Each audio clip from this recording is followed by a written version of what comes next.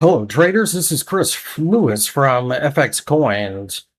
The backdrop right now is one of a bit of confusion and concern, obviously, with the Middle East essentially a never ending problem.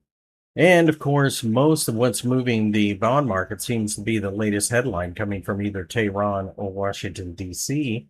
It's been difficult for some markets to get any type of clarity. There have been moments where traders are pricing in the idea of a calming of tensions, followed by moments of complete disarray and despair. So, in this environment, that interest rates coming out of places like the United States continue to be a major story here. When I look at the gold market, that's the first thing I see is that rates have been drifting a little lower over the last couple of days, but they are still stubbornly high. And therefore, it is not a huge surprise that the market is having trouble gaining any real traction during the session on Tuesday. Although it's worth noting that we did gap higher to gain about 0.5% right off the bat. It's just that we're lacking serious follow through.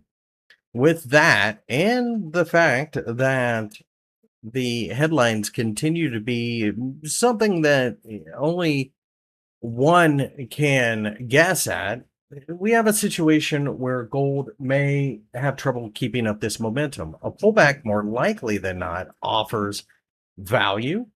With this type of breakout and this type of volume, that does mean somebody out there wants this market to go higher, but it may be a little extended.